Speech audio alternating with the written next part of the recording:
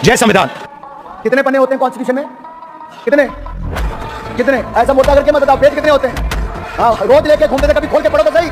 राहुल गांधी जैसे नेताओं को तो नहीं पता, लेकिन हम आपको बताते हैं भारत के मूल संविधान के बारे में। भारत के मूल संविधान में लगभग 251 पेजेस, 22 इंच लंबा, 16 इंच चौड़ा, लगभग 1,45,000 शब्द हैं। इसके साथ ये जीवांत दस्तावेज है जो लगभग 18 दिन में बनकर तैयार हुआ था, यानी कि 26 नवंबर 1949 को ये बन चुका था, लेकिन 26 जनवरी 1950 को इसको लागू किया गया। और इसी के साथ ही भारत एक गणतंत्र राज्य बन गया जहां पे संविधान की सर्वोच्चता होती है। भारत के मूल संविधान में 395 अनुच्छेद, 22 भाग, 8 अनुसूचियां हैं।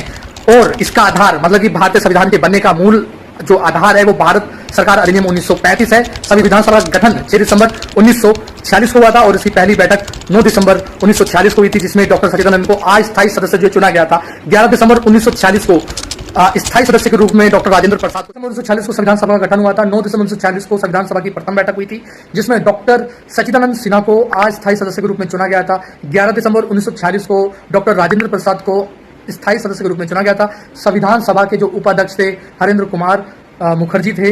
ये बातें आपको जो है पता होनी चाहिए। इसके साथ ही संविधान सभा की जो सदस्यों की संख्या थी वो 389 थी, लेकिन जब भारत और पाकिस्तान का विभाजन हो गया तो इनकी सदस्य संख्या घट के 299 रह गई। यदि महिलाओं की संख्या की बात करें तो महिलाओं की संख्या जो है 15 थी। संविधान सभा के लिए जो है ना कुछ समितियां और कुछ उप समितियां थी, तो 7 समितियां थी। जैसे कि हम कुछ की बात करें, प्रारूप समिति के अध्यक्ष डॉक्टर भीमराव अंबेडकर थे। ऐसा नहीं है कि संविधान को बनाने में केवल और केवल डॉक्टर भीमराव अंबेडकर का ही योगदान है, उनके अलावा भी कई सारी समितियां थी जिनके ऊपर कार्य किए जा रहे थे। ठीक है, जैसे हम सरदार वल्लभ भाई पटेल की बात कर लें, जवाहरलाल नेहरू की जो है बात कर लें, जेबी कृपलानी। संविधान को बनाने के लिए लगभग 7 समितियों का गठन किया गया था और इसके साथ ही 2 उप समितियां भी थी।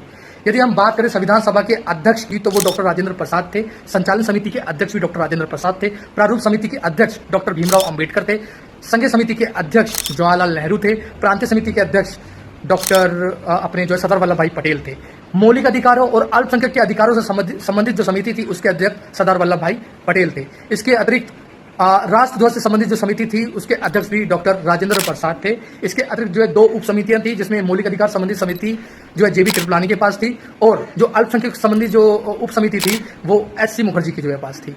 तो केवल ये कह देना कि संविधान सभा संविधान को बनाने में सबसे बड़ा योगदान हमारे भीमराव अम्बेडकर का है, तो ये कंपैरिजन नहीं होना चाहिए। 389 सदस्य थे, ये ध्यान रखें। इतिहास को जानने का प्रयास केवल नेताओं के मुंह से ना करें, खुद रिसर्च करें, किताब उठाएं, इतिहास को जो है समझें। यदि आप नेताओं के मुंह से इतिहास को जानने का प्रयास करेंगे तो जातिवाद, नस्लवाद, तुष्टीकरण, दक्षिणपंथी, वामपंथी, ना जाने कितनी दृष्टिकोणों का आप जो है शिकार हो जाएंगे और आपकी मानसिक स्थिति खराब हो जाएगी। आपको हर कोई देशद्रोही नजर आएगा।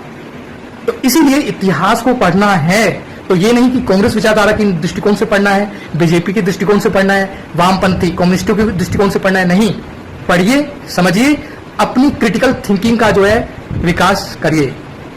आपका कह देना कि 1885 में राष्ट्रीय कांग्रेस का जो है गठन हो गया था, उसके बाद आंदोलन होने लग गए, महात्मा गांधी 1915 में भारत आए, उसके बाद हमको आजादी मिल गई, ना ना ना ना ना, गलत कर रहे हैं। दामोदर सावरकर पर व्यंग्यात्मक कमेंट करना और उन्हें माफी वीर जो है घोषित कर देना कहां तक उचित है? नेताओं के मुंह से जानने का ही तो आपने प्रयास किया है विनायक दामोदर सावरकर को। आपने बताइए कितनी किताबें पढ़ी? आपने अंबेडकर की कितनी किताबें पढ़ी? बताइए तो। 1885 में राष्ट्रीय कांग्रेस पार्टी का गठन हो गया, 1947 में हमको आज़ादी मिल गई। क्या आज़ादी का इतिहास सिर्फ इतना ही है क्या? या हम 1857 को ले लें तो 1857 से पहले जो क्रांतिकारी थे क्या उनका कोई योगदान नहीं है? किसानों का कोई योगदान नहीं है, आदिवासियों का कोई योगदान नहीं है, साधुओं का कोई योगदान नहीं है।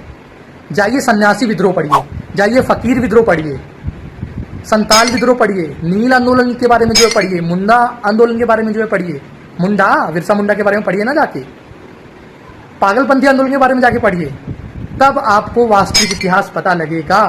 तो इतिहास को पढ़िए।